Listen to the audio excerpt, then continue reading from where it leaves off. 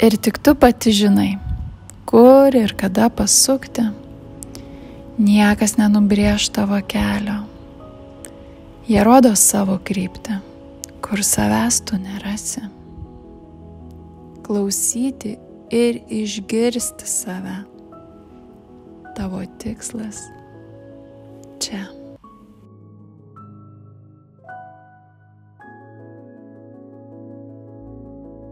Tai labas, Deimante. Labas. Labai smagu, kad atvykai. Ačiū tau. Nežinau, ar tau pirmą, ar tavo postui, kurį perskaičiau ir atsiradau čia. Iš tikrųjų, kas keista, kai tik perskaičiau ir toks, žinai, pirmą rankos parašo ir paskui tu man parašy žinutę ir pradėjau klausti, kur aš čia važiuoju, kur bus, kur filmuosim, apie ką kalbėti. Tai tiesiog, kad taip tikriausiai turėjo būti. Taip turėjo būti, taip įvyko, vadinasi, ne veltui turbūt. Taip. Tai vat, iš tikrųjų labai džiaugiuosi, nes mano akiratyje apskritai labai gal netgi sunku rasti rašantį žmogų, kuris norėtų ateiti kalbėti, kuris apskritai norėtų kalbėti, nes labai dažnai jie būna intravertai, labai dažnai slepiasi po anoniminiam kaukiam. Tai man vat irgi labai surezonavo, kaip parašy, kuom užsiėmė būtent, kaip suprantu, poeziją, taip? Eiliuoti tekstai, negaliu įvilgti žodį poezija, nes nesu profesionali kažkokia lituanistė ir studijavus tų dalykų. Tiesiog iš pajautos eina tekstai, kurie kartais yra eiliuoti, kartais eilių, iš laiškų forma ir aš manau, kad taip, tai yra poezija. Mano poezija, ne, kas eina per mane. Tai aš tavo tekstų skaičiau, praktiškai kiek ten buvo sukelta, prabėgau visus. Bet manau visai įdomu bus ir žiūrovam, bet sužinoti, apie ką yra tavo tekstai pagrinde, kas tave įkvepia tiem labiausiai tekstam. 4 metus, paskutiniuosius įkvėpė tikriausiai daug liūdesio viduje, kad nesu savimi. O šiaip niekada negalvojau, kad aš rašysiu tekstus, pradėjau rašyti 2018, tiesiog iškrito toks 4-eilis. Ir buvo nejauku viešai jį parašyti. Tai todėl Instagramo poste įdėjau nuotrauką, parašiau tas 4 eilutes ir gale parašiau VG. Ir 7 metus niekam nesakiau, kad rašau, nes tiesiog čia ne apie Deimantę ir ne Deimantę ir aš neturiu teisės rašyti, nes nesu nieko baigus, ypač su lietuvių kalba ir net nežinau, ar teisingai kablelius dėlioju. Bet tas, kas eidavo viduje, kažkokie išgyvenimai, patyrimai, irgi likdavo mano viduje, nes niekam apie tai nesakydavau. Vėl čia, žinai, tokie savęs atskleidimas galbūt, nes vis tiek yra norma, yra užsidėtas standartas, kuo aš noriu būti, ką turiu veikti gyvenime ir visa kita. Tai čia toks iki 30 metų ir tiesiog rašiau tyliai to, ko negalėjau pasakyti. Ir rašiau koduotai. Tai realiai rašiau tiesiog jausmą, kuris, žinai, tilpdavo į 4 eilutes arba 12 žodžių. Mes jos neišklausydavom, jinai parašydavo eilėraštį. Ir kartais duodavo mums skaityti, bet mes neskaitydavom, nes mums neįdomu, o jinai ten norėjo išreikšti tą jausmą, žinai. Ir aš tokį vidinį labai norėjau išleisti jos knygą. Ir man tokie atėjo knygos pavadinimas, kad ateities laiškai iš praeities. Ir tas pavadinimas apie tai ir buvo. Kad pradžiai buvo tarsi savo asmenybę, po kažkuo giliau paslėpti, kad ne Deimantė Stonytė dar tada buvau, ne Stankevičienė, o tiesiog, kad vandens gyvatė tai yra elementas apie mane ir tuo pačiu gimimo metai. Kaip įdomu, iš tikrųjų, atrodo pas mus visus, kad kažkokios yra, kaip nusprendžiam žengti į kažkokią menų sritį, vadinkim tai menu, taip. Nors iš principo tai yra tiesiog kūryba, potencialas kažkoks, ne? Taip, ir kas yra, kas man dabar labai surezonavo, nečiurpa šiaip nuėjo, kaip tu pasakei apie tai, kad aš negaliu savęs vadinti ten poetę, ar ne, taip. Nes aš nebaigiau kažkokio išsilavinimo. Taip. Tai aš visą laiką sakau apie savo būtent tapybą taip pat, kad aš negaliu savęs vadinti dailininkė, nes aš nebaigiau išsilavinimo. Ir atrodo, mes ant tiek užsiciklinam ant šito, kad mes pamirštam kartais netgi, kad ne apie tai viskas. Aišku, kad ne. Esmė visa yra apie tai, kas esam ir ką norim duoti. Ir vat minėjai dar apie, kad pradėjai iš liūdesio rašyti, tai galim tada sakyti, kad teoriškai pradėjai rašyti iš trūkumo. Gal ne iš trūkumo, aš nesakyčiau, kad liūdesys yra trūkumas, liūdesys yra perpildyta emocija, kai tu negali būti savim. Iš vienos pusės tai trūkumas, ne?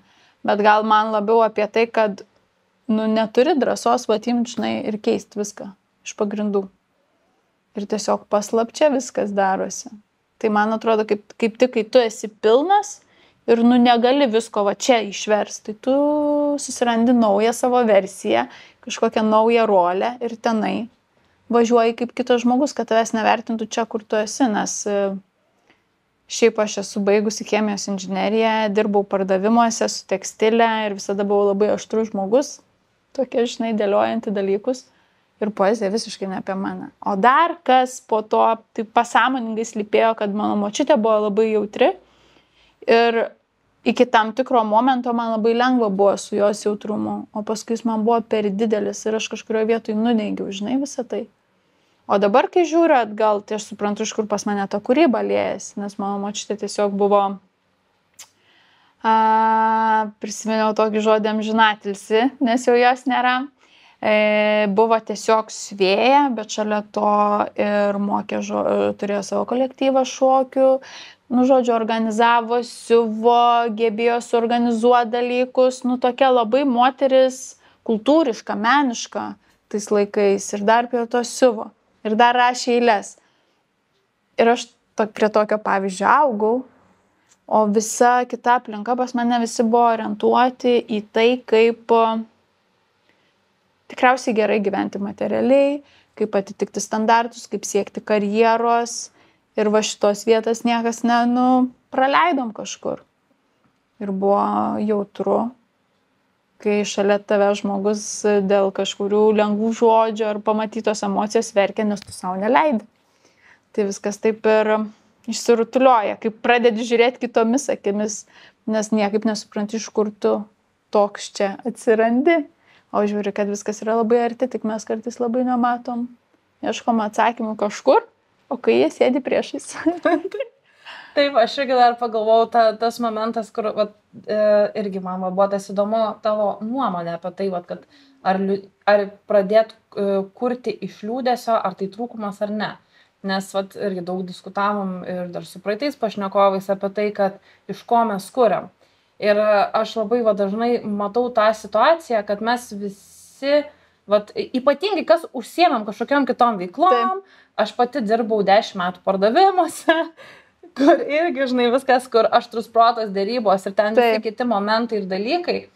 Ir dažniausiai mus nuvaro kažkas, atrodo, nuvaro į tokį liūdesį, kad tu būtum priverstas kažką su tuo daryti ir kažkur tai padėti.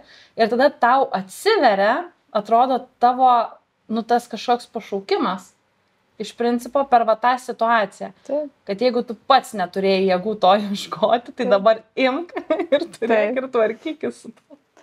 Tikrai taip. Tiesiog atsiveria, žinai, duris. Ko paprašai, visada gauni. Tik tai mes negebam gal priimti tą formą, kurią gaunam. Nes, žinai, noriu rožinių batelių, 5 cm aukščio ir dar tokio brendo. Nėra. Bet stovi kitas brendas, viskas kaip tu net nematai, nes nėra to brendo. Taip. Tai čia lygiai tas pats. Taip. O apie ką dabar, pavyzdžiui, yra tavo gyvenimas? Minėjai, kad daug kitų veiklų turėjai ir kad tik vėliau ta poezija atsirado, rašymas ir visą. Tai buvo tikriausiai viena tokių pagrindinių atšakų, kur save realizavau per jautrumą. Nes šiaip labai dievinu sportą įvairų, salėj, daug ką esu išbandžiusi. Visur ėjau per tokį tikslo siekimą. O kada atsirado poezija, taip, kur tikrai nuoširdžiai pradėjau rašyti ir buvo, man atrodo, 2018 metais, nepaisant to, kad aš kiek pamenu iš vaikystės, aš kažką rašydavau, bet aišku, viskas yra jau kažkur. Tai kiek atgaminu nuo seniau, visą tai pumpavo, bet gal apie tą kalbėjimą. čia, žinai, antras dalykas, ko aš neleisdavau savo pasakyti, nuguldavo į rašymą ir tu labai gerai pasakai, kad žmonės, tie, kurie rašo, nenori apie tai kalbėti. Tai aš tarsi treniravausi visą laiką per rašymą kalbėti, na. Šalia to, iš tokių jautrių veiklų, tai gal galvoju prieš 1,5 metų. Tai pirmą paveikslą savo nutapiau, po to antrą tapiau, bet sakiau, negi aš nedailininkė, kodėl aš save persuku kažkur kitur. Tai vėl, kada apstoji rašyti ir tas vidinis nepasitenkinimas yra, nes ten planuoji knygą išleisti, bet surandi 1000 priežasčių, dėl ko ne. Planuoji parodą, 1000 baimių, kodėl dar ne dabar, ką žmonės pagalvos, tiek žmonių pamatys. Tai visada ta kūryba vėl atsidaro kitos durys, tai piešk. Aišku, vėl piešti negali. Tai čia iš tokių jautrių momentų, o šiaip ką dar, tai šiaip esu prekės ženklų strategė, mentoriauju studentam, mentoriauju verslam, bet tai viskas yra apie kalbėjimą. Nes kada tam liūdesį išbūni, turi didelį empatinį pajautimą, apskritai pajautą, tai tu tiesiog, žmogus ateina jau iš balso vibracijos, supranti, kokioj vietoje jisai, žinai, yra. Tai čia gal tokie pagrindiniai dalykai, kuriuos taip viešai ilgai jau esu tame, o šalia to paskutinius 4 metus dirbu su žmonių pasąmonę. Tai prieinam prie įvairių būdų, prie įvairių technikų ir hipnoterapijos ir tam tikri atsakymai, kai žmonės klausia iš to, žinai, tiesiog žinojimo. Bet vėl, kuo mes empatiškesni esam, tuo daugiau visur save išreiškiam. Kuo mažiau susireikšminam, tuo lengviau viskas einasi. Tai tik tokie, žinai, barjerai, dėl ko tas liūdesys, kad nebaigęs universiteto buvo taip įskiepyta, kad tu negali būti kuo nori būti, ne? Arba gal perskaitai 1000 knygų ir daugiau išmokai negu universitete, bet neturi to pažymėjimo. Tai pas mane buvo tvirtas, stiprus įsitikinimas, kuris visur mane stabdė. Bet po truputį padėjau į stalčių. Tai dabar būnu tuo, ką pajaučiu ir einu tuo, kaip tu sakai, pašaukimo, ne talentų kažkokiu savo. Bet esmė yra per kalbėjimą. Jeigu aš nekalbu, tai reiškia visur kitur mane atsiveria duris, kurio aš turiu padaryti. Tai būtų lengviausia, jeigu visą laiką kalbėčiau. Paprasčiausiai būtų gyventi, bet ne visada fizinis kūnas tą leidžia padaryti. O kaip buvo, kaip galbūt jauteisi, kai parodai savo kūrybą, galbūt saviemiau žmonėm, nes minėjai, kad daugiau ėjai į tą nepažįstamųjų ratą ir kai tavo savi žmonės pamatė, ką jie tada apie tave galvojo galbūt. Aš kažkaip prisimenu, šiaip mano taip gyvenimas prieš 5 metus labai pasikeitė, nes išėjau iš įmonės, kur dirbau 12 metų ir pasirinkau iš vis nieko nedirbti 9 mėnesius, o buvau įpratus tik tai dirbti. Tai buvo vėl toks, žinai, tranzitas. Ir atsirado naujų žmonių aplinkui, pradėjau kurti prekės ženklą savo, bet nesusijusi visiškai su jokia poezija. Tiesiog tai buvo brandas. Ir pamenu, reikėjo apie save parašyti skiltyje. Sakiau tikrai, kaip bus to SUA prekės ženklas, bet deimantės ten nebus, nes kam čia reikia. Ir mes tokį parašėm tą aprašą, kas tas to SUA, kad yra, žinai, žmogus gatvėje, moteris, kur gali būti ir labai griežta, bet tuo pačiu ir labai švelni. Ir kad kūriau tą prekės ženklą tokį pavadinimą, kad jeigu kažkas to SUA pašauktų, tu atsisuktum, nes galbūt tai vardas, žinai. Ir aš kai perskaičiau ir galvoju, kodėl aš nenoriu būti deimantė. Ir aš supratau, kad viskas gana, žinai, slėptis visame kame. Tai kažkaip taip ir dabar pamečiau esminį klausimą, prašau pakartoti. Kaip jauteisi, kai jau... Tai prie ko privedžiau. Tai vėl, kad po tų 9 mėnesių išėjau kaip prekės ženklų strategė, vėl per tą patogų įvaizdį visuomeniai ir tai naujai žmonių, 4 žmonių grupiai, kurie visiškai mane kitaip pamatė visai kitomis akimis, aš daviau paskaityti tas eiles. Ir jau, kaip fainai, ko tu nerašai, sugalvo kažką. Ir pamenu, tada vyrui nusinčiau, man atrodo, tuos savo eilėraščius kelis. O mes 17 metų dabar bus, kaip esam kartu ir sako, aš nesupratau, kodėl tu man niekada nerodai. Tipo, tu čia parašai. Ir aš tada supratau, kad svarbiausius gyvenime dalykus slėpiu nuo savo artimiausių, kas nėra fainai. Tai va, tai čia toks buvo. O kada o šiaip apskritai savo šeimai visas eiles, tai praeitais metais pirmą eilėraštį aš išleidau ir nufilmavau tėčiui, po to sekė mamai ir šių metų sausio 23 padariau parodą, kur iš visi sužinojo. Tai buvo labai nejauku, buvo labai bloga, 2 savaitės pykino, nes reikėjo akistato, žinai, susitikti, bet kada irgi susitirinko daug žmonių ir atsistojau sakyti, aš supratau, kad mes visi esam, tiek tu, tiek aš esam puzlė ir yra daug detalių. Ir kiekvienas gyvenime sutiktas mūsų žmogus yra ta puzlės detalė, kur mes įsidedam, jie mus įsideda ir viskas. Čiau, žinai. Tik toks etapas. Tai ta poezija irgi, nežinau, ar jinai išliks iki galo, bet šiame etape jinai buvo labai reikalinga. Taip, tai man atrodo, yra tas etapais gyvenimas ir priimti etapus ir juos taip pat paleisti. Taip. Aš nekiu vėl apie parodą ir man toks visiškai tas pats. Aš netgi galvojau, tarkim, savo parodoj stovint, ar ne, aš galvojau, kad man asmeniškai galbūt tai netgi yra atsisveikinimas, gal net su kai kuriais žmonėm, nes tiesiog ciklas užsibaigė. Taip. Gal su mano senąja versija, nes atsistoti ir kalbėti apie tai, kas tu esi iš tikrųjų, tai man atrodo yra vienas sunkiausių dalykų. Matai, aš juokiuosi ir aplinka iš manęs, aišku, juokėsi iš mano šitos kelionės, kad kai aš pristačiau poeziją, tai aš jau visai kitame esu. Tik tai, žinai, va tie, kas 7 metai, tai aš žmonėm pristatau tai, kas jau buvo prieš 7 metus, o aš jau vėl naujai, vėl viskas konkuliuoja. Ir manęs vis klausia, artimieji, tu gali, sako, apsibrėž, gana, susto kažką vieno. O man atrodo, aš taip ilgai viską darau, žinai. Aišku, visą tai vedė į tai, kur aš dabar esu, kad atvirai dalinuosi, nebūdama profesionalė, ten iščiustijus visko iki galo, žinai, ten vieną tą erdvę. Nes suprantu, kad čia tik tai yra kelionė, čia dabar tik pažinimas, savęs ieškojimas, nors man dabar 35. Ir suprantu, kad aš dabar pati tik save pradedu pažinti ir iš tų visų detalių renkuosi, kaip ta mano puzlė atrodys. Ir kai mes kalbam, diskutuojam su įvairiais žmonėm ir klausia, ką tu veiki šiandien? Šiandien sakau, gyvenu. Ta prasme, šiandien tiesiog aš dar gyvenu, o kas aš buvau, ar kas buvau šiais metais, apskritai šiam gyvenime, tikriausiai bus lengviausiai tą puzlę padaryti, kai mes išeisim. Nes nieko neapsibrėžti, nieko neįsivardinti. Ir dabar šituo labiausiai ir vadovaujuosi, kad neįdėt savęs į rėmus. Neapsibrėžti, kad būtinai tą turiu padaryti, nes paskui pats atsiduri įtampoj, kad neišleidai knygos, kad kažko neparašėjai, kad parodą surengi ne tokia, kaip galvojai, kad bus.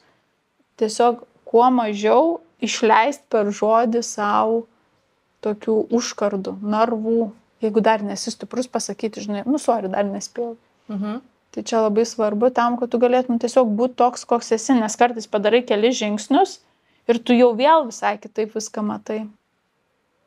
Tai tiesiog neapsibrėžti, nes tas gyvenimas dabar ypatingai greitai bėga, nes mes tiesiog va taip lekiam ir viskas sukasi. Aš prieš kelias savaitės buvau išvažiavusi į Kamino žygį, eiti pėsčiomis.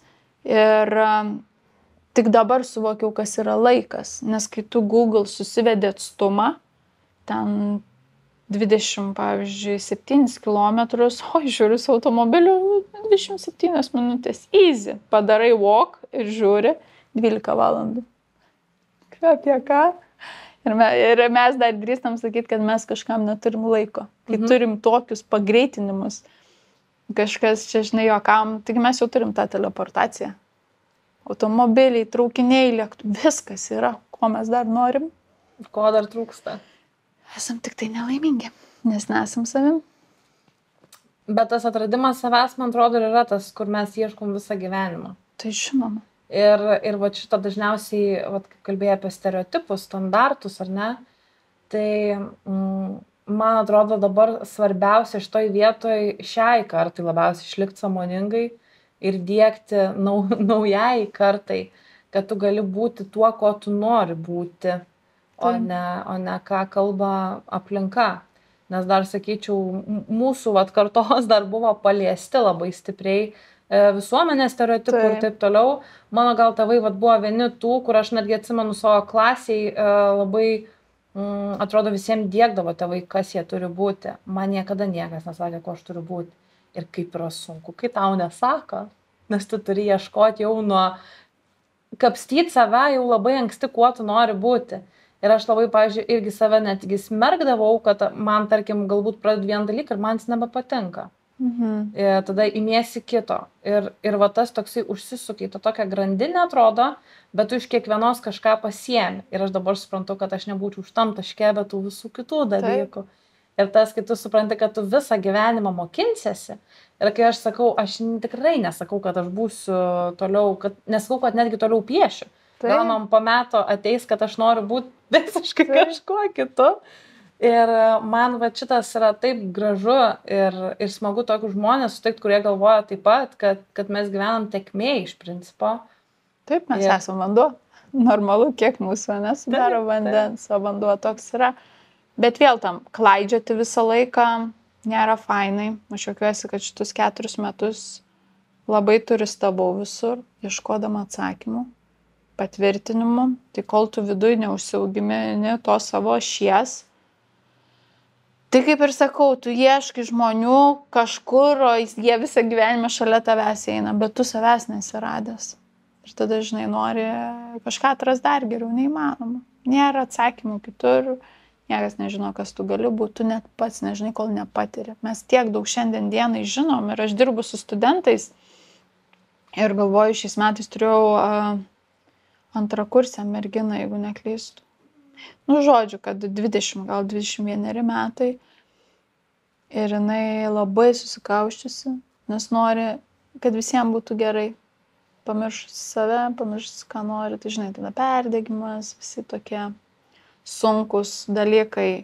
Ir yra dar jaunoji kartoj, kurie greitai moka materiją užsidirbti, jiems žiauriai daug ateina kūrybinių idėjų, bet jie mažai patiria gyvenimo, ko jie nejaučia. 29 metų žmonės jau serga įvairiausiam ligom, nes jie nebejaučia džiaugsmo. Apkeliavę pusę pasaulio, važinėja su Tesla, geriausiam Vilniaus rajone butai ir kas iš to? Jam nebeįdomu. Taip. Tai va, tai tas ir mūsų gal tos kartos toks, dėl ko dalinamės, nes mes patyrėm, ką reiškia žaist lauke. Aš savo dukrai su kuo einam, tai aš turiu išgirsti 20 ne, nutempi, tada juokavom, kad reikia verkia, kai reikia grįžti. Juos labai sunku atvesti į patirtį, o mums sunku, mes atrodo patiriam, bet per sunkumą viską, ne per lengvumą. Ir va tokie vieni kitus turėtumėm papildyti. Tavo labai gražu, kad tai jaunai kartai, žinai, perteikti tam tikras žinias. Aš irgi galvojau, kad turėčiau dirbti su vyresniais žmonėm, labiau juos orientuotis, bet jie tokiuose yra dar, aš pati tokiam buvau kevale, kur tu ten daužai, tu švelniai neišglostysi. Turi skelti, žinai, o baisu skelti žmogui. Tai čia, žinai, netiesioginė fizinė prasme, bet, pavyzdžiui, pasakyti tai, kas jam nepatogu. Nes dabar mes daug turim tolerancijos, net ir mene turim daug tolerancijos, ne? Ir gebam kritikuoti vieni kitus, kur aš anksčiau dariau tą patį, nieko negaliu sakyti, ten irgi buvo patirtis, bet aš dabar suprantu, kad ten, kur kritikuoju, aš kritikuoju save, nes negebu priimti.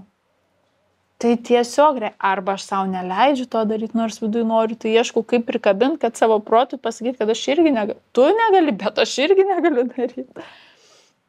Tai va, tai tas visas toks suvokimas, kad kuo labiau su jaunimu reikia dabar bendrauti, kalbėti, nes jie labai daug jaučia, bet artimiausi nešneka apie jausmus. Ir jie nežino, kur tai padėti.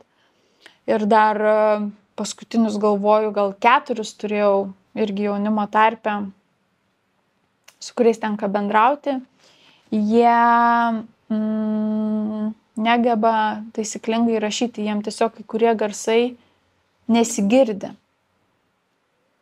Dabar nežinau, kaip vadinasi tik tai šitas požymis, kai žmogus, žodžiu, jiems sunku rašyti yra, nes jie nesukoncentruoja dėmesio ir skaityti sunku, bet jie, pavyzdžiui, rašo eiles. Ir jie bijo rašyti, nes ten daug klaidų, bijo tėvam parodyti, dar kažkam, žinai, o kai galėtų tiesiog parodyti, kažkas tvarkytų, tai yra tiesiog detalė tam kūrybai visai išleisti. Bet atsiranda kažkokie ir žiūri, kiek tu drąsus esi, kiek tu pereisi tą ribą. Tai priimti tiesiog kaip iššūkius kažkokius. Žinai, naisiu, paragausiu, nepatiks, nedarysiu, patiks, bet vėl čia yra ta laisvė būti savimana. Aš anksčiau kažkaip irgi turėjau įsitikinimą, kad laisvė tai yra tiesiog būti laisvam. O aš dabar supratau, kad būti laisvam tai yra labai daug atsakomybių. Ir atrodo, nesutapatinami žodžiai, laisvė ir atsakomybė, bet tai yra taip artima, nes už savo laisvę tu turi prisimti labai daug atsakomybių. Ir nusimti daug naštos vien dėl to, kad tu neturi niekam būti patogus.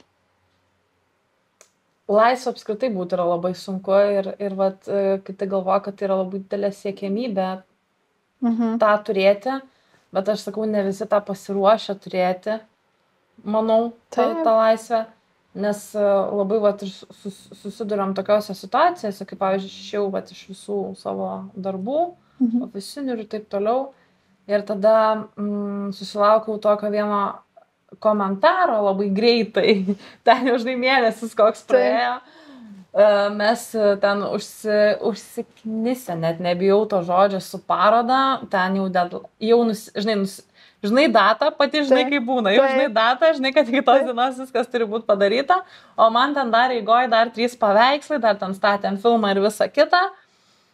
Ir tu supranti, kad tu dar per tą laiką ir pinigus turi uždirbti pats, parduoti savo gaminius ir taip toliau. Ir sako kiti, bet kaip tau lengva, kaip tau gerai, kada nori atsikeli, bet to nesupranta, kokia yra atsakomybė turėti savo vidinę laisvę. Taip. Kai tave dar galbūt kažkas ir dar puola iš šono, kad galbūt tu kažką netaip darai, kad tavo galbūt požiūris kažkam netinkamas.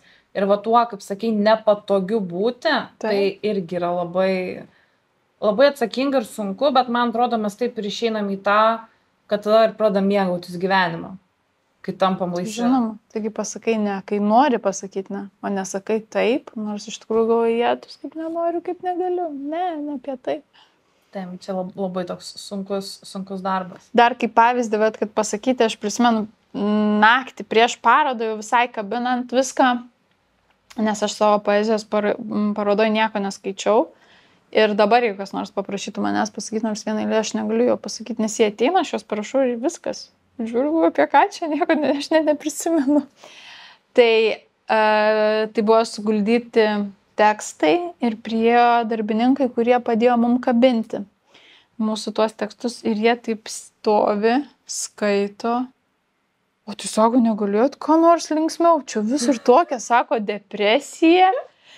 Ir aš taip, ko labiausiai bijojau, tą ir gavau. Ir taip, tokia sakau realybė yra, kaip yra toks etapas. O galvoju, jeigu to sąmoningumo galvoju nebūtų, tai aš galbūt čia atšaukus tą parodą. Žinai, bet kažkam reikia sugraudinti, paleisti ašaras, prisiminti, kas yra mama, prisiminti, kas yra tėtis, nes per tuos žodžius žmonės visi skirtingai viską perskaito. Lygiai taip pat, kaip aš vedu kažkokią paskaitą ar seminarą, sėdi ten 10 kokių žmonių, aš atrodo pakalbu, jie ateina, man pradeda pasakot, ką išgirdo, aš galvoju, aš nieko taip nesakiau. Kaip taip, žinai? Dėl to, kad mes visi girdim ir dar pridedam savo ir gaunasi iš vis naujai kažkokie dalykai. Interpretacijos. Taip. Nes kūryba apskritai, man atrodo, yra tas, kur aš kada irgi, kaip sakyti, dėl statybininkų. Tai kai tu nusprendi kurti ir nusprendi tai leisti į pasaulį, tu supranti, kad žmonės trigerins tai kai kurios. Ir aš tada kažkaip, man irgi gal būdavo toksai, kur bijau rodyti. Aišku. Bet tada supranti, kad jeigu tu kuri iš emocijos, tai tu tą emociją atgal ir gausi. Taip. Vienokia, kitokia. Ir ta kūryba vienaip ar kitaip palies žmogų. Taip. Jeigu tikrai kūrei pats iš savo emocijos, be feikinimų tų vadinamų ir kažkokių perdėtų apsimetinėjimų ar bandymų, kaip sakau, specialiai tą daryti. Nes man kūryba, va, tarkim, kiek dabar, va, kadangi podcast'o dėka gaunu susipažinti tikrai su žmonėm ir pamatyti jų pusės, apie ką viskas ir yra iš tikrųjų, kad galėtumėm stebėti, kaip kiekvienas kuriam, išgirsti. Ir kuriam daugiau mažiau visi per tą patį. Faktas. Ir man vienas įdomiausių momentų yra, va, ir aš tą ant savęs pastebiu, ir dabar iš tavęs išgirdau, būtent tai, kad mes kai vat kuriam, ar ne, aš tarkim mano atveju tapau, tu rašai, tau nėra to jausmo, kad atrodo, kad kažkas tiesiog už tave tą daro. Ta prasme, kad tai ne tavo. Kad tai ne tavo. Aišku, kad ne. Kol aš galvojau, kad ta kūryba, ar apskritai ten, žinai, komunikuoji, kažką nori tema pasidalinti, ką čia aš pagalvoju žmonės apie mane. Bet aš supratau, kad tuo momentu tiesiog man atėjo pajauta, kad aš ir dalinuosi, gal vienam žmogui vieno žodžio reikia, žinai.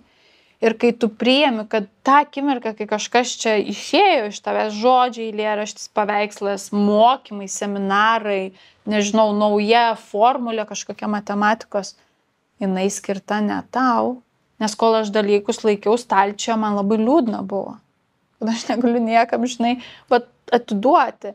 Ir man labiausiai šita vieta, kai aš supratau, kad nors perskaičius ir knygų, ir išklausius mokytojų, ir dėstytojų, ir psichologų, kad kas eina, tai yra ne tavo. Skirta, kad tu pasidalintum, nors su vienu žmogumi.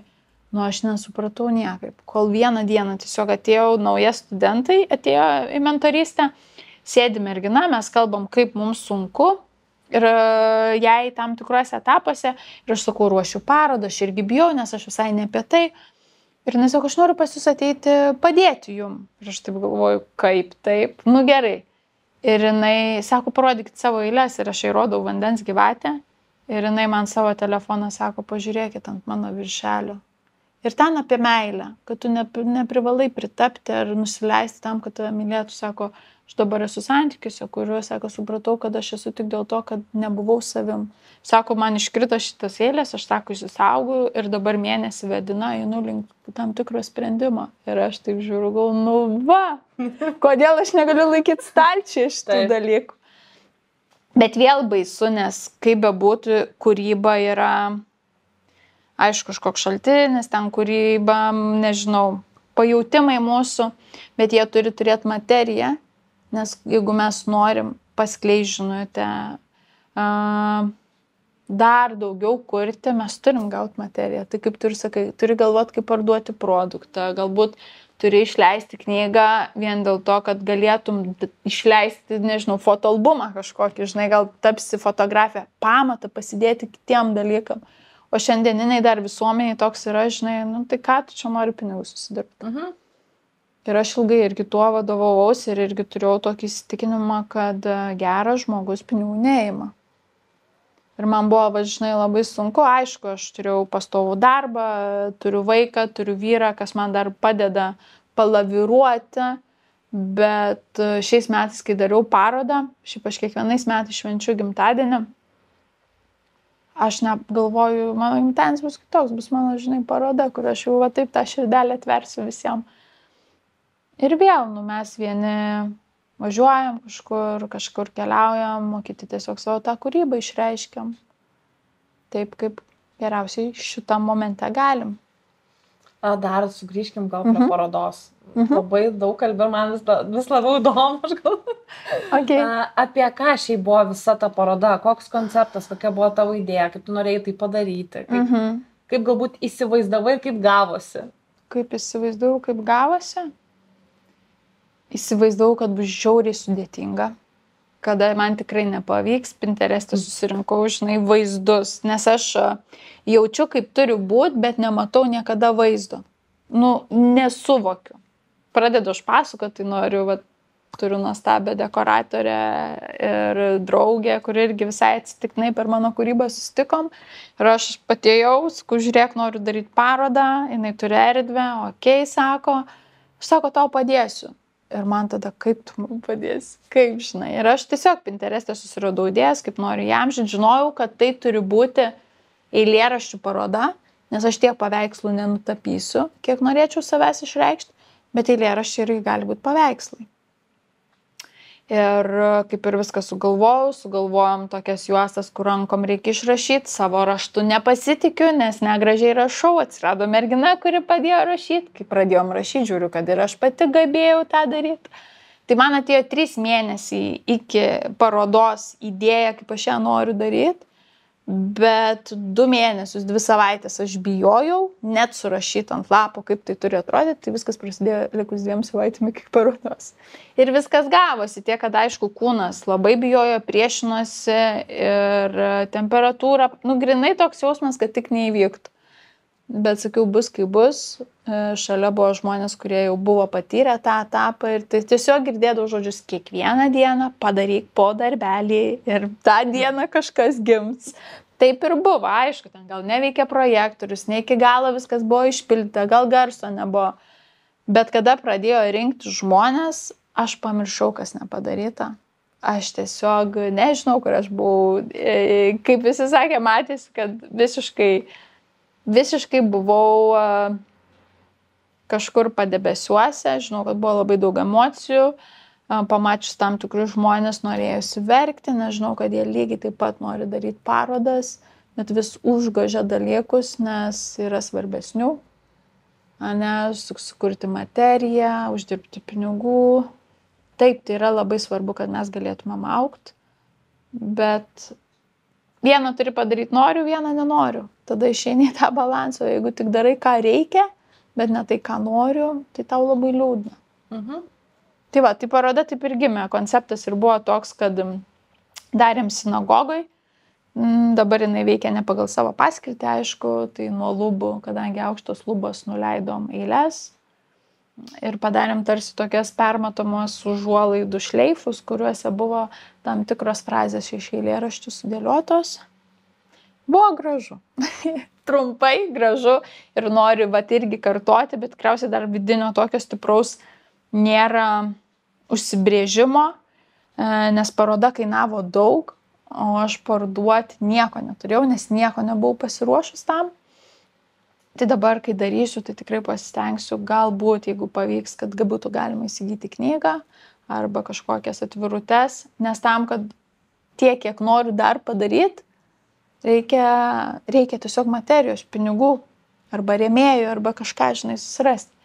Tai visi tie, kurie kūrėjai aplinkui ir man pačiai tenka dirbti kaip prekės ženklų strategijai su žmonėm, kurie turi nuostabės mintis, bijo paprašyti pagalbos, viską nori daryti vieni, arba turi tą patį įsitikinimą kaip aš, kad kaip čia mano kūrybai širdies, tu širdies negali parduoti, arba jeigu aš ten parduodu, tai tik už savikainą, aš čia nenoriu užsidirbti, čia yra ne apie tai. Mums reikia materijos, kad mes galėtumėm dar plačiau parodyti savo kūrybą. Tęsti, taip, ir nesustoti. Čia, manau, visiems, kurie pradeda daryti iš širdies, susiduria su šita problema. Ir tada ateini į tą tašką, kad supranti, kad turi vykti bet kokiu atveju mainai. Taip, žinoma. Tiesiog. O jeigu tau kiti tu gali jam duoti emociją, jie tu gali duoti pinigus. Viskas labai paprasta. Taip, paprasta. Bet kaip sunku. Taip, iki šitą daryti labai sunku. Man, žodžiu, kada aš ieškojau savęs labai įvairiais būdais, iš kur čia pas mane tas toks vidinis, kūrybinis srautas teka. Man tokį davė palyginimą labai gražų, kur aš tikrai visus metus labai jaučiau, kad aš neleidau savo būti ir šiek tiek kūrybiškų žmogumi ir drąsiai žengti stipriai, užtikrintai kaip materiją uždirbančią moterį. Mano tas gyvenimas buvo tarsi smėlio laikrodis. Jeigu aš iškeliu į viršų savo pajautą, dvasiškumą ir meną, tai aš neuždirbu pinigų. Jeigu aš nuleidžiu ir pakeliu materiją, tai aš tik uždirbu pinigų, bet man liūdna, ir nėra džiaugsmo. Tai dabar tą laikrodį, žinai, ties tokiu pusiauju, va taip padėjau ir viskas. Biškai, kai reikės paturbinti, katalizatorius apversim kažkurią vietą. Ir tu supranti, kad nereikia gyventi smėlio laikrodėje. Tu pats renkiesi kas ir kaip ir kur. Bet tik to reikia daug suvokimų. Ne tik tai apie meną, apie tai, kad mes norim išgyventi, gerai gyventi, patogiai. Tai yra normalu ir leistina visiems. Ten 2 pavyzdžiai, žinai, Amerikoje visi turtingai gyvena, Indijoje visi net galvoja, kad Dievas jie maistą atneš. Ne, davai sujunkim viską kažkaip. Balansas. Balansas, jo. Tai va. Taip, bet čia vat ir yra, irgi vat esam kalbėję apie menininkus apskritai. Tavo atveju, ar ne, tu padedi ir prekiniam ženklam, ar ne? Aš ir pati, atrodo, tose pardavimuose tiek metų dirbau. Bet atsidurėm į tą tašką, kad menininkam iš principo yra labai sunku save parduoti. Čia tavo esminis žodis, 2 žodžiai, kur aš, kada ateina teisininkės moteris ir pradeda kažką tai su sveika mityba, apskritai su holistinė kažkokia sveikata, dalintis informaciją, jos va šito, kaip man reikės save parduoti. Tai čia esmė yra. Nebūkit geri, nepardavinėkit savęs. Pardavinėkim tik tai kūrybą, kuri reikalinga kitiems žmonėms. Bet kai mes, toks atrodo, žinai, žodžių žaismas, bet kada tu pakeiti tai, kad aš savęs niekam neparduosiu, niekam savo širdies neparduosiu. O čia yra tik šito etapo kūrinys, kur žmogus mokės pinigus, nes jam jisai atvers džiaugsmą, žinai, paveikslą pasikabins.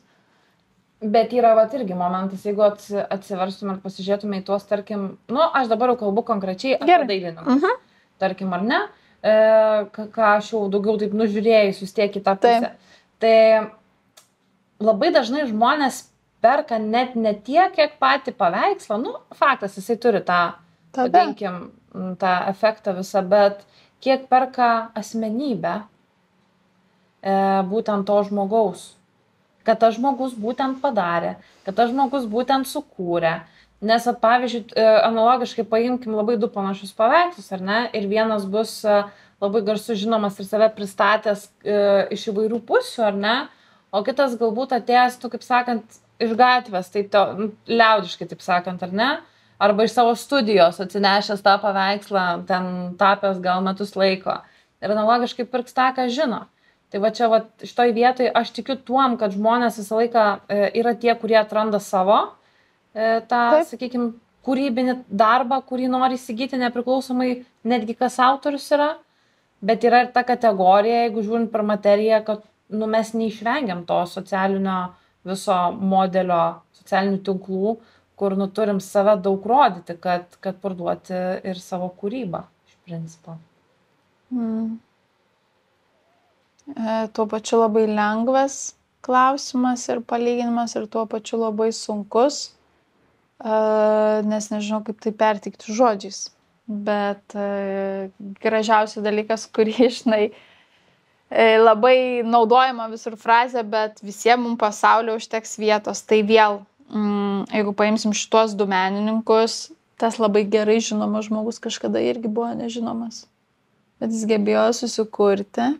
Ir po to gal tapo jau tiesiog rutina, per prievartą daromi dalykai, nes savo neleidžia naujai augti. Dažnai tą, ką mes matom rezultate, ta asmenybė jau yra visai kitur ir jinai tiesiog bijo atsiskleis dar kartą, nes čia viskas taip patogu, viskas taip fainai.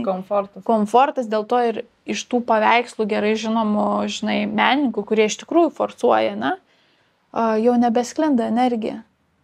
Bet tai ir perka tie žmonės, kurie perka dėl vardo. Nežiūri grožį, gal jiem gražesnis tas paveikslas už ten 5 eurus, jie neleidžia savo, nors ir labai nori. Tai liuks, tu trigerini irgi. O jeigu pažiūrėsim tą menininką, kuris, žinai, iš gatvės ir po 2 kartų nuleidžia rankas piešti, nes niekas nenuperka, tai tą kantrybę ir mūsų norą tikrina ne metus ir ne 2. Aš kai dalyvaudavau parodoj, važiuodavom su tekstilė, tokia Prancūzijoje būdavo paroda. Tekstilės viena didžiausių Europoje. pirmą kartą sudalyvavęs, iš to negausi nei vieno užsakymo. Antrą kartą negausi, turi būtinai mažiausiai 3 kartus dalyvauti. Kito paroda gali kainuoti nuo 15 ten iki 100 000. Nes tikrina, kiek tu turi norų, kiek tu turi užsispyrimo, ką tu nuveikiai per tuos metus. Taip ir čia visi, žinai, žiūri. Tai kai yra, aš noriu, kad mane atrastų ir mano kūryba. Aš irgi taip galvoju, nenoriu reklamuotis, nenoriu kalbėti, tiesiog žmonės turi pajausti. Tai jeigu aš Kaune, Vilijampolėj, senos statybos name, 15 kvadratų kabinete sėdžiu ir niekam nesakau, nu nepajaus, ragana iš kito pasaulio nepajaus, kad tu ten sėdi, žinai. Tai labai svarbu nebijoti būti matomam. Vis tiek tu gali turėti nuostabų, kūrybišką potencialą ir daryti, aš nežinau, kokius stebuklus, mes turim begalę autorių, ne, pasaulį, kurie buvo įvertinti, kai numirė. Taip. Nes kažkas rado ir parodė. Taip. Tai menininkam labai svarbu šalia tiesiog turėti žmogų, jeigu tu pats nenori būti matomas, kuris padarys tave, atvesi tą kelią. Bet vėl čia yra vidiniai įsitikinimai, savivertė ir visi kiti dalykai. Tai man atrodo, kad ir čia auga žmonės, ir čia auga žmonės. O jeigu mes vieni negebam arba daug metų sėdim toj pačioj kėdėj, nu turim išdrįsti, ateiti ir pasakyti, man nesiseka. Aš turiu deimantą, kuris dar yra anglis, padėk man nušlifuoti. Tu gebi, aš matau, padėk man, žinai, aš pasidalinsiu. Tai čia labai svarbu tos žinias irgi turėti menininkui, jeigu jis neturi galimybės, kaip galbūt dirbti kito darbo, iš kitur gauti pajamas, jeigu jis tik tai tame yra, turi surasti žmogų, kuris atskleis. O taip, jeigu ne. Bet tas ir yra, aš dėl ko ir sakau, kad man atrodo menininkam ir yra labai sunku, nes dauguma labai intravertiški yra, ko nepasakyti apie mus. Bet šiaip yra tas toksai, kur pas kitus yra labai stiprus uždarumas. Ir aš realiai žinau tik vieną, kol kas, aišku, manau, yra jų begalės, bet mano akim labai vienas sėkmingas žmogus, tarp kitko rašytojas, tai yra Sausis. Aha, taip, žinau. Kuris po savo anonimo kaukę, tuo taip kabina, aš manau, atskleidę savo tapatybę, nebebūtų toks intriguojantis netgi, nes visiems labai įdomu, kaip tas Sausis, ar man irgi tarp kitko. Gal, žinai, pasirodys čia, tiesiog neįvardinsi, kad jisai Sausis, tiesiog žmogus ateis kaip prašantis, kaip ir aš su tavim pakalbėti, tiesiog neatskleidė savo tapatybės.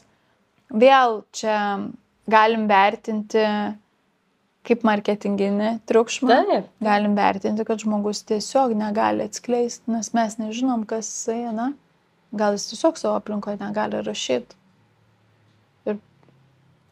Taip, bet tas irgi įdomu, tas apėjimas iš bet kurios pusės, kad, vadinasi, ir taip yra įmanoma, kad ir nesirodant savo tapatybės asmenybės, bet jis naudoja reklamą, ne?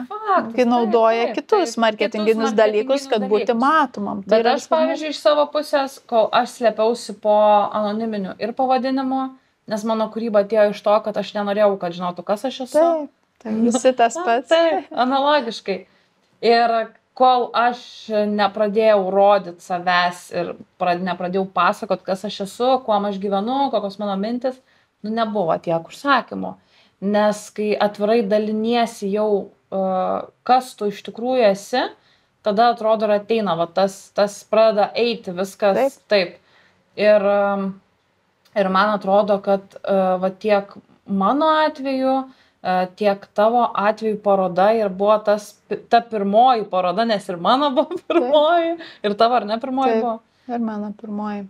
Tai yra toksai įrodymas kažkoks pirmiausia savo. Žinai, leidimas, kad tave pamatytų. Leidimas savo, kad tave pamatytų, taip. Nes labai sunku šitas dalykas yra. Lygiai taip pat aš prekės ženklams sustatau, žinai, strategijas, kaip komunikuoti, kaip tinklapiai turi atrodyti, kur kreiptis. Ar Deimantė turi tinklapį? Ne, neturi, nes 3 savaitės drebina rankas, netrenka nuotraukos. Ar aš galiu nueiti pas specialistą? Taip, aš galiu, bet dar nepadariau idealiai, kad galėčiau specialistui parodyti. Tai čia visi žaidžiam tais pačiais dalykais. Tik kažkada, žinai, trunka 7 metus paleisti tinklapį, dabar užsibrėži, žiūrėk, 2 mėnesius pažaisti su savo baimėm, bet po 2 mėnesių turi būti. Tai dar turi mėnesį. Tiesiog, žinai, mažini pats savo tą baimę. Čia kaip gal toks pavyzdys sudėtingas, bet man labai lengvas. Tiesiog dabar ryte maudausi tokiam tvenkiny ir visą laiką šokinėju nuo vieno tiltelio. Ir šiandien nuėjau ant kito tiltelio. Aš prieinu prie to vandens, viskas taip pat, tas pats tvenkinys, skiria gal 50 metrų, negaliu iššokti.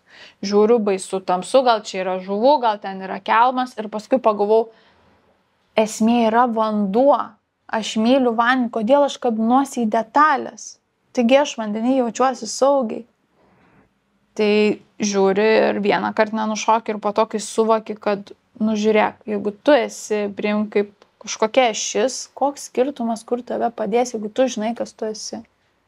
Nebijai, kad pasakys, kad esi netobulas, nebijai pasakyti, kad aš kažko nemoku ir man reiks išmokti, bet nebijai ir pasakyti, kad ačiū tau, bet aš žinau ir jaučiu, ką darau.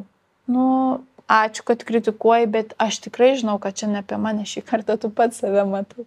Bet čia reikia daug drąsos. Kas man padėjo gyvenime, kad aš turiu žiauriai daug baimių. Bet aš kai pamatau baimę, aš neuždarau durų ir nesistengiu jos vengti. Aš stengiu nerti tiesiai jos taikinį. Kad ir kaip man sunku, kad ir kiek verkti reikia, kad ir kiek pasipriešinimo, aš einu kiaurai į baimę. Ir galvoju, kada čia prieš metus išbandžiau freedivingą. Tai reiškia, yra nardymas, kai tu kiek įkvėpi oro, neturi jokių pagalbinių priemonių. Ir šiais metais kaip tik prieš Velykas laikiausi egzaminą, kada reikėjo panerti 20 metrų po vandeniu. Ir aš nunėriau ir tą momente pagavau tokias mintis, kad noriu įkvėpti. Negaliu, nes aš po vandeniu, tada galvoju, aš viskas nebeišnersiu. Ir tokia, žinai, kaip ir panika šovė į viršų, mane pradėjo kojas nešti, aišku, treneris įsiganto, kodėl aš taip greitai, jisai pradėjo leistis, galbūt aš jau ten skęsiu. Ir aš kada pamačiau žmogaus akišas, aš tiesiog pati sustojau, supratau, kad aš nesu viena, viskas yra gerai, čia tiesiog tos mintis. Ir tada, žinai, iškyli ir visi, kaip tu, žinai, dar tos emocijos, bet jeigu tu jautiesi ramiai, tu nebebėjai, kas tave gazdina. Nes čia dabar jau viskas praeitis, o mes laikomės tą praeitį, tempiamės arba ateity, kas bus, jeigu bus, žinai. Dabar išbūk, o rytoj pagalvosim, žinai. Aišku, viskas sveikų protų turi būti, nenuklysti niekur, kažkur labai toli, nei vieną pusę, stengtis kuo labiau būti centre, gyventi žemėje, suprast, kad mums reikia pinigų, suprast, kad mes galim pasakyti ne, būti savo kūryboje, nebijoti eksperimentuoti, tiesiog atsipalaiduoti, bet ne iki išprotėjimo. Nes mes tiesiog esam čia, sėdim ir, žinai, galim apie viską kažkur, bet vis tiek sugrįžkim. Nes reikės vairuoti, reikės išeiti ir patirti kažką naujo. Taip, tas svarbiausia, aš kai sakau, įsižeminti. Taip. Man šitas būna labai dažnai reikalingas. Bet tas įsižeminimo, man atrodo, tas formas visi labai skirtingas turi. Man tai miškas yra viską, vanduo ir miškas. Niekada nesupratau, ką reiškia įsižeminti. Ir toks, vėl čia, žinai, gal išgyvenimai, kas yra emocinis valgymas. Kada aš irgi su tuo buvau susidūrusi ir kai va tokia visiškai esi laisva, neusikrovus jokių ambicijų, norų ar kažko, toks laisvas, supranti visas. Ir aš nemokėdavau su tuo būti. Aš valgydavau, kad pajaus tą svorį. Ir kažkaip tokia pirma mintis visada būdavo, kad tuštybė, tuščia, nieko nėra.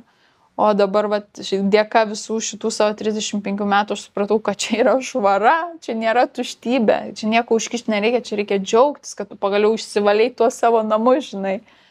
Ir nuo tada aš tiesiog pradėjau saugot savo erdvę, gal net nesaugot, o tai bandau kuo ilgiau ją išlaikyti. Nes vis tiek ateina žmonės, tau įperša dalykus, kada tu esi empatiškas, kūrybiškas, tu priemi viską savo. Jeigu kūrybą pakritikavo, tu priemi jau save, kad tu čia negražus nesąmonės darai, tu ten, žinai, depresiškas galbūt ir gali nuo to sustoti. Arba tu gali priimti ir supras, kad žiūrė, ačiū, aš išgirdau, bet, aš žinau, kas ten mano viduje, kad čia gal etapas, kažkam reikėjo pajausti tą depresiją. Ne? Nes jisai gal realiai gyvena juodoj skylėj, bet džiaugsme, ne? Bet gal kitaip gali būti. Tai visko daug, sakau, labai daug į sąmoningumą, į pasąmonę įeina dalykų.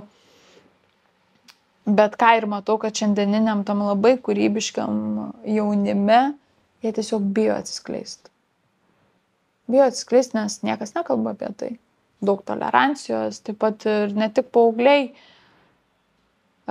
ir moteris, ir vyrai, suaugę, mes ant tiek tolerantiški, kad nepaklausiam tų skaudžių klausimų ir jie negali tiesiog išsiverkti. Tai kartais reikia rašyti eiles ir piešti piešinius, kad žmogus keltų jausmus ir taip mes Išlaisvintų. Taip, nes bus dėl ko. Taip. Bus dėl ko.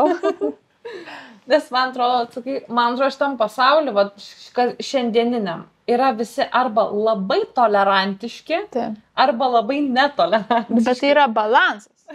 Šitas netolerantiškas kerta tolerantiškam, išeina balansas, nes čia susijudina ir čia susijudina. Pas abu trigeriai, taip. Taip, nes mes čia yra du kraštutinumai. Tai reikia, kad jie švelnintų vienas kitą arba kaip tik vienas aštrėtų ir būtų tas vienis, subtilumas, juoda balta, yin yang. Tai dažniausiai, žinai, kai susitinka tas ir tas, tai dažniausiai tam, kur labai tolerantiškas, nei šilta, nei šalta, o dažniausiai tas dar piktesnis tampa. Taip. Nes išmuša triggerius. Taip. Dabar dar prieš podcastą pakalbėjom labai trumpai apie patį sąmoningumą.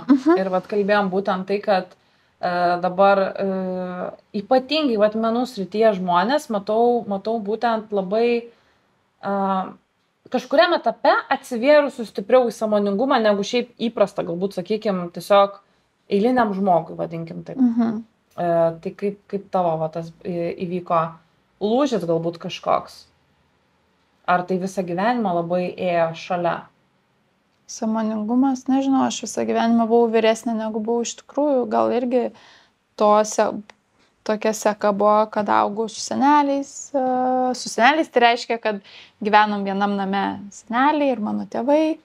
Ir laisvalaikis būdavo tik tarp suaugusių. Tai reiškia, kad tavo mąstymas visai kitoks, o net visai kitus dalykus girdi. Šiaip aš tokia intravertė vaikystėje labai buvau, nes buvau viena apskritai. Ten, žinai, vyresni vaikai kieme, tokia greitai įsižeisdavau, atsitraukdavau arba susikurdavau savo kažkokį pasaulį. Ir tą jautrumą po truputį niurkiau ir jį kažkur ten pasidėjau. Tai gal tie menininkai, žinai, gražiausias menas gimsta iš tavo patyrimų. Kai tu pamatai, kaip skauda ir atsisėdęs nupieši paveikslą, žiūri, kodėl čia taip šviesu. Arba atvirkščiai. Kad tu labai laimingas esi, o to visi niūrūs paveikslai. Nes, ne toje aplinkoje gyveni. Žinai, gal mamai negali pasakyti, kad myliu, nes tau labai daug nuoskaudų padarė. Tai iš to ir gimsta tas sąmoningumas. Bet aš tiesiog taip kažkaip perleidžiu tą savo gyvenimą, kad mūsų šeimoje tiesiog atsirado liga onkologinė ir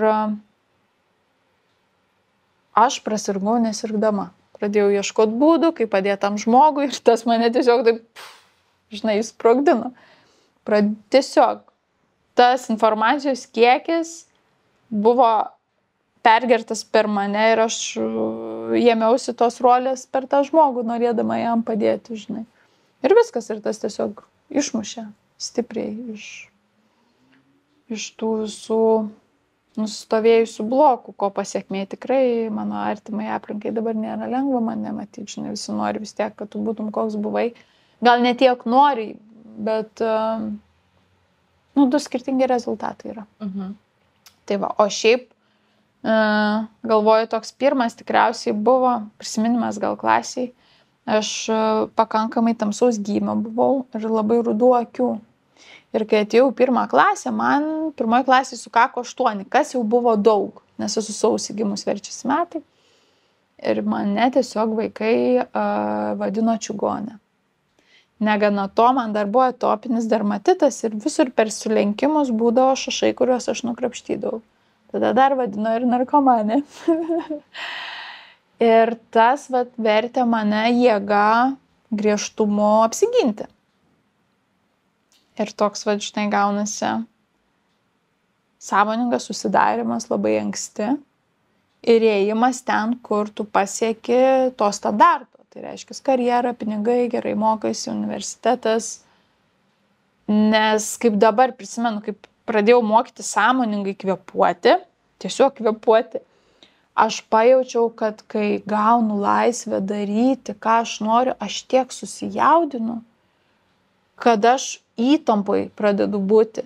O kada darau tai, ką man visi liepia, aš pilvas, žinai, atsipalaidavęs ir supratau, kad mano net susimaišė dalykai, kad būti savim yra įtampa, o daryti tai, ką sako kiti, yra tavo atsipalaidavimas. O tą atkeisti yra nežmoniškai sunku. Tai tavo tokia paslaptis kartais nuo juokingo dalyko gyvenime gali užsidėti, o toks ciklas, kad aš negaliu būti savim, žinai. Ir viskas, ir tas toks sukasi, ir tu galvoji, ar čia sąmoninga ar ne. Gerai, jeigu tu po to gebi pamatyti, kad aš galiu keistis, kad galiu sau leisti. Ir tu nori, nenori sąmoningai, net be žinių kažkokių mokslo ar ko, tu tiesiog galėjai to sąmoningumo keliu. Kaip tu, ne, va, irgi sakai, gyvenau laisvai, bet viduj kažkur buvo, nu, kad niekas nesakė, kuo turi būti, kad turi ieškoti. Tai man sakė, ko aš turiu būti, bet sėdim tam pačiam, nes supranti, ir tai blogai, ir tai blogai. Nes nebuvo viduriuko, tai tas viduriukas yra, kai tu savo protų saugi. Tai jeigu žmogus 28-30 pilnai subręsta, jam kyla klausimas, o kas aš esu, nes iki šiol tai variau ten, kur va plaukia. Arba jeigu jau tu atradai, kas tu esi, tada klausimas, su kuo aš konsultacijose dažnai susikuriu, tai palauk, aš viską turiu, bet neturiu šeimos, nesukuriu to, nu kur čia. Tai tu vėl iš naujo savo versiją turi. Tai mes visada apsisukam. Ir kai patiri jautrumą, patiri stiprumą, tu visuose situacijose taip kaip rodiklė keiti. Ai, su šito žmogu turi būti stiprus, ne? Su tuo turi būti švelnus. Tu gali suktis, o jeigu tik vieną ašį turi, tai blogai. Nėra priėmimo, nes savęs nepriėmi. Vėlgi sunkiausias priėmimas ir yra savęs. Aišku. Labai sunkus. Taip. Ir atrodo, žinai, ne visada... Atrodo, kad jau priėmei. Ir naują formą gauni. Ir tada kažkas išlenda, tu supranti, kad Taip. nė velnio, tu savęs dar nepriėmei. Ir nė velnio, tu dar savęs nemyli iš principo. Taip. Nes tiesiog duoda kažkokį tau naują ir tos triggerius po biškį valaisi. Ir tada jau akyse biškelį šviesėt pradeda. O va dar kalbant, užsiminiai lygtais apie praktikas arba šklyptų, bet kokias esi išbandžius. Čia man labai tiesiog įdomu. Šiaip kas keista, kad kaip tik dabar palauk, kada mes birželio 6 aš pirmą kartą išskridau iš Lietuvos po 4 metų. O prieš tai tikrai ir darbo reikalais, ir keliaudavau, ir atostogos, nes būdavo atsipalaidavimas. Po karantino grįžau iš paskutinę savo kelionę su dukra. Ir tada buvo karantinas ir aš nustojau keliauti ir tuos 4 metus tiesiog dabar supratau, kad valiau tą savo liūdėsi. Ir aš čia bandžiau pradžioje, aišku, jau pas psichologą, prieš psichologą buvo daug knygų, bet kai priėjau triggerį pas psichologą, gebėjau viską taip pasukti gražiai, kad tiesiog ačiū, viskas aš įsisprendžiau ir žinai vėl sustojau vietoj. Tada prasidėjo kvėpavimas, dubenėlių, gongų sesijos, hipnozės, vaikščiojimai praeitus gyvenimus, visa puokštė, visame kame. Bet jeigu sustoti ties tuo, tai visiems linkėčiau pirmiausiai tiesiog kvėpuoti ir mokėti koncentruotis į pilvą. Geriausia praktika. Atsakymų niekur nėra. Atsakymai yra mumise. Taip. Ir jeigu mes pradedam kitų atsakymus matuotis, tikėti, ką mums sako, ir eiti tuo keliu, kuriuo pasakė, neišfiltravę per save, tai paklystam dar toliau. Žinai, aš tokį, kada vedu praktikas, tokį turiu piltuvėlio principą, kad čia yra mūsų stuburas, mes esam žmogus, ne, čia iš išorės arba iš aukščiau ateina kažkokia informacija, bet esame mes filtras pagal savo patirtis ir viską. Tai reiškia, mes turim išleisti perfiltravę, o ne aklai viską dėtis, ką mums sako, tu buvai, tai ir aš eisiu. Ne, tu neisi, jeigu tau neįdomu. O mes dažnai norim išbandyti, ką kiti, net mums jaučiam tokį vidinį, kad einu iš smalsumo, tai per tą smalsumą galim dar pasidaryti daugiau dalykų ne taip, kaip reiktų padaryti. Jeigu nejaučiam, aišku, pirmą jaust reikia išmokti. Tai vėlgi sakyti, kad ta intuicija pirmiausia, turi, nes tas smalsumas ir intuicija labai galima irgi sumaišyti. Žinoma. Kad vienam atrodo, kad tiesiog smalsu, bet šiaip intuicija tau sako, o intuicijos klausyti irgi labai sunku išmokti. Pirmą reikia žinot, kokia jinai, nes gali būti bliksnis. Čia žinai, kaip sako, jeigu ateina mintis, tai jinai pas tave ir išliks, jeigu tau skirta. Tai yra tokia labai faina human design analizė, žmogaus, panašiai kaip astrologija, bet šiek tiek kitaip. Jo, ir ten yra, tai mano pirmas sąmoningumas buvo būtent per tai, nepaisant to, kad nuo 12 klasės pas kortas metančias moteris ėjau, nes buvo labai smalsu. Ten yra toks baimių centras. Ir jisai tau duoda labai daug atsakymų ir šalia to yra intuicijos centras. Ir aš nesuprasdavau, nes aš ilgą laiką vadovausi tuo, kad jeigu aš pajaučiu, tai turiu išlaukti ir jeigu ta mintis man liko, aš turiu padaryti. Tai man yra atvirkščiai, jeigu man taip sužipsėjo, aš ir turiu iškart daryti, nes mano yra blykstė. O aš jeigu laukiu, tai aš paskęstu liūdesį, nes jau pradėjo tas etapas, kai turėjau padaryti. Ir kai pradedu daryti, jau būna pasenęs sviestas, žinau, tokie piblynus. Ne. Tai labai svarbu irgi analizuoti save tais būdais, kaip jūs jaučiat. Kur norit visi yra nuostabus, visos technikos, tik tai reikia suprasti, kad mes dažniausiai ne pas techniką einam po žmogų. Pirmiausia. Jeigu per 2 pokalbius tu pajutai, kad nei menininkas tau nesivibruoja, tai žinok, ir paveikslas tave erzins namie. Tai taip, viskas yra energija iš principo. Taip, nes mes vis tiek lyginam su žmogum, pririšam. Ir pamirštam, kad tas menininkas tada, kai piešė, galėjo būti, bet kokioj palaimė, gal ką tik moteris pagimdė vaiką ir visą džiaugsmą sudėjo, bet tam susitikime mes pririšam, jinai gal šiandien liūdna, nes nemiegojo 5 paras ir tada pririšam, kad čia, žinai, liūdesys. Nemokam atskirti. Bet ir šiaip, atrodo, kiek, sakyčiau, ir tavo ar ne poezija turi stiprią energiją. Perskaičiau viskas, kas buvo. Viską. Ačiū. Tiek, ir tas pats paveikslas ir aš atrodo, mano buvo mintis, tarkim, parodos, ar ne, skleisti daugiau šviesos negu kažkokios tamsos, nes ir aš kūriau dalį dalykų iš liūdesio, bet šitą parodą norėjau, kad būtų apie kitus mano jausmus, kad aš darau dabar tai, nes man yra gera, nebe dėl to, kad man liūdna. Ir vis tiek gavosi 2 paveikslai kitokie, bet vienas iš jų buvo taip, moteris nusisukus nugarą, žodžiu, ten gal akis, ten viskas aplinkui dega, žodžiu, galėsiu iš tau parodyti tą paveikslą vėliau, bet visa buvo esmė, kad aš labai ilgai dvejojau dėl jo ir dėl dar vieno, ar manęs tikrai nešti, nes kažkaip galvoju... Ir juos abudu nupirko, ne? Ne? Realiai jo. Taip. Vėliau, bet kas buvo, kad kiek girdėjau atsiliepimų, tai tie 2 buvo labiausiai. Ir įdomiausia dalis, kas liečia būtent tą paveikslą, jo labai daug kas norėjo. Ir aš taip galvoju rimtai. Aš asmeniškai jo namuose pas save nekabinčiau. Dėl to, kad man turi namie būti gera energija, man turi būti gera aura, aš noriu, kad būtų šviesu ir nieks neneštų jokios neigiamos emocijos. O jame tikrai jis jau net spinduliuoja labai tokią stiprią, gal net negalima sakyti neigiamą, bet tokią, tikrai nepozityvę. Stiprią šaltą energiją, ne? Stiprią šaltą energiją. Ir realiai visos, tik moterims jisai patiko, vyram visiškai nerezonavo. Mano vienos draugės vyras net pasakė, sako, jau ne, net negalvok. Ir nusipirko viena moteris, kuria išsiskyrus ir labai labai sunku gyvenimą pragyvenus. Ir jis yra pats mylimiausias, pats mieliausias. Jinai virš lovos pasikabino. Ir aš suprantu, kad ta emocija būtent buvo tam žmogui reikalinga. Nesvarbu, kad nėra sunki, bet jisai su jie gerai jaučiasi. Nes jisai dar jį sunkina. Ir ta, žinai, akis, kurią tu nupiešiai, jinai išlengvina, nes ir tam sume mes matom kažką. Taip, tai va čia pas mane buvo visa paroda su akim susijusi.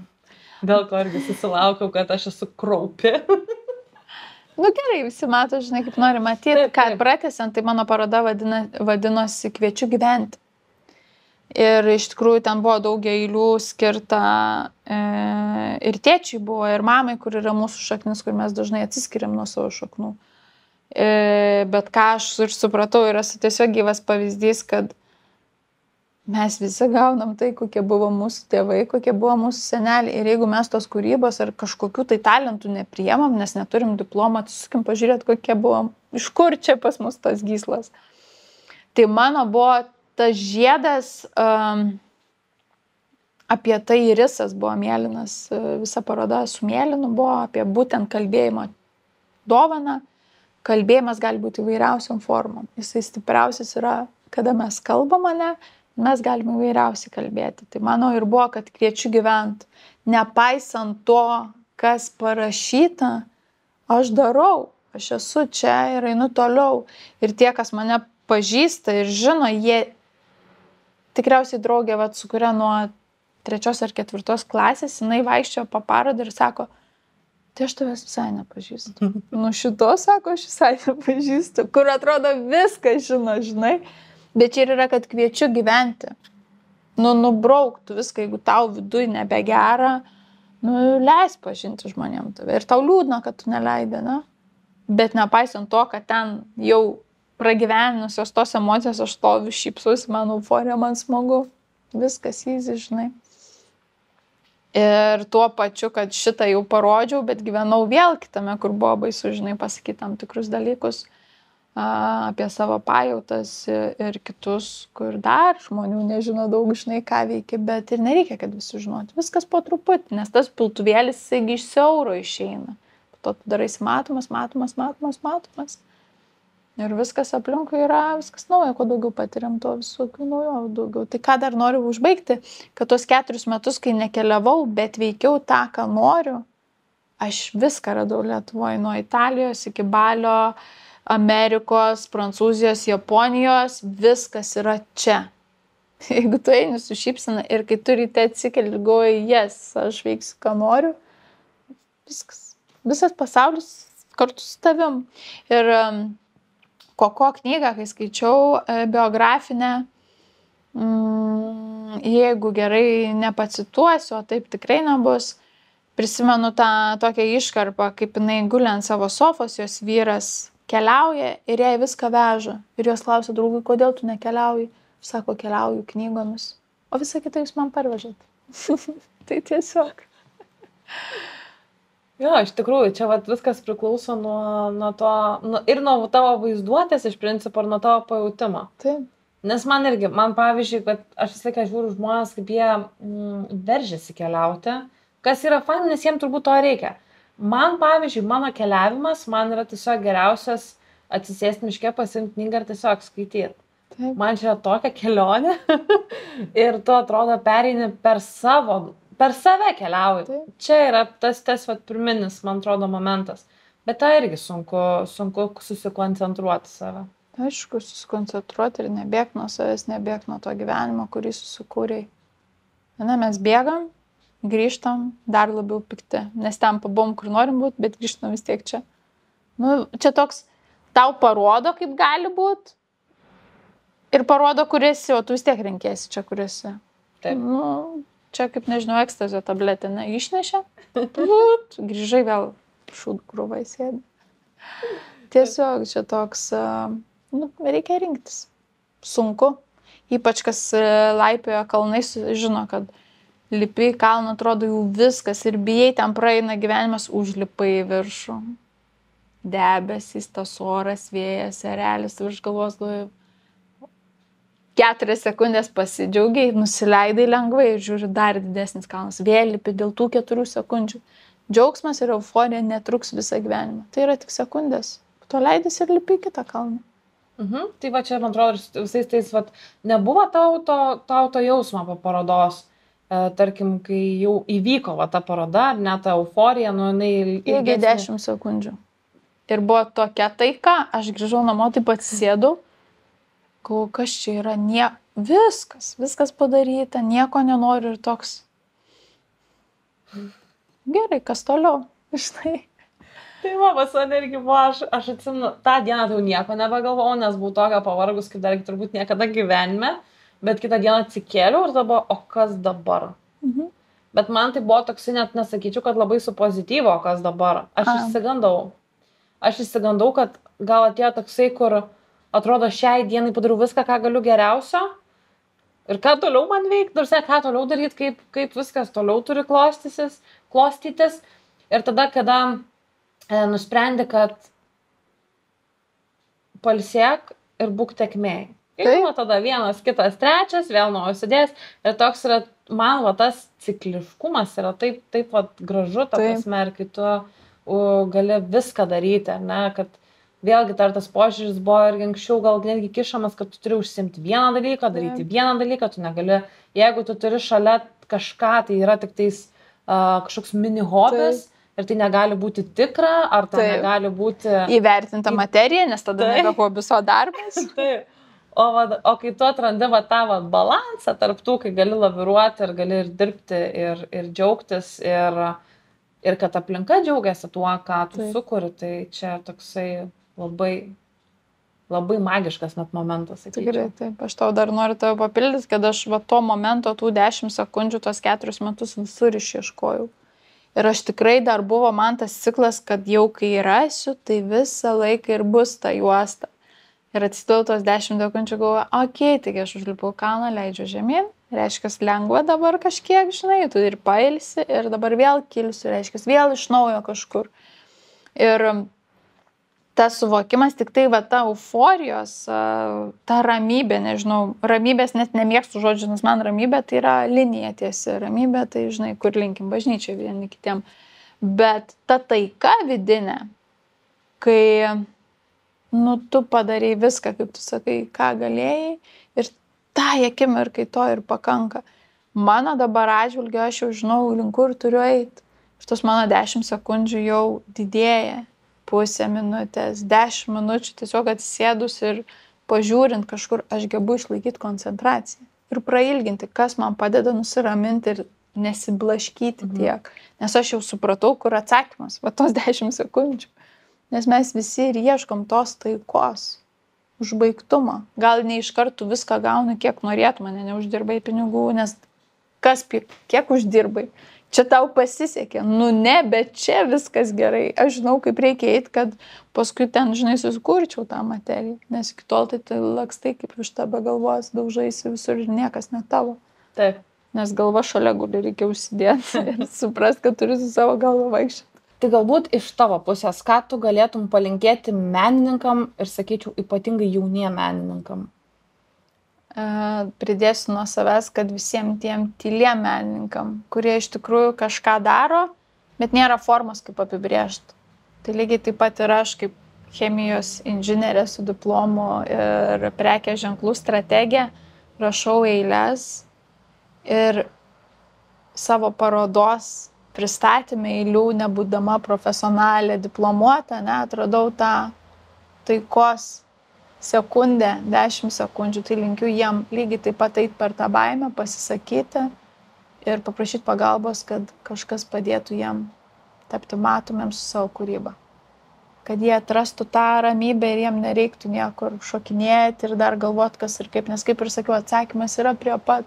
Tai tas eilėraštis, kur tyliai naktį rašai, uždengi ir padedi į stalčiaus galą, galbūt yra tavo ta taika su savim. Ir tu jau žinai visus atsakymus, kad tau nereikia būti jokio advokato.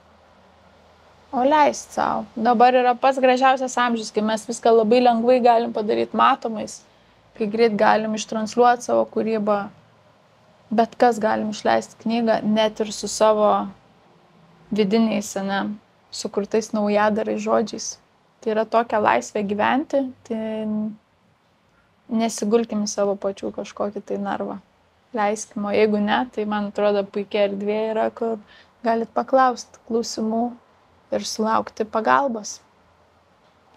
Tai ačiū labai, kad atvykai, labai buvo smagu susipažinti, labai džiaugiuosi, kad tokiom progom atrandam galimybės susipažinti ir užmegzti kontaktus į ateitį. Taip, ačiū tau labai, ačiū Kristinai, kuri filmavo. Ir man šiandien irgi labai įdomu pabūti visai kitokioje aplinkoje, negu esu įpratusi. Ir džiaugiuosi, kad daug detalių iki tol nežinojau, nes gal kažkas, žinai, būtų leidę sudvėjot. Ir labiausiai, kas sužavėjo, tai atvykti ten, kur dar tik pati pradžia. Labai ačiū, kad prie mūsų pradžios prisidėjai. Ir iki kitų susitikimų. Iki.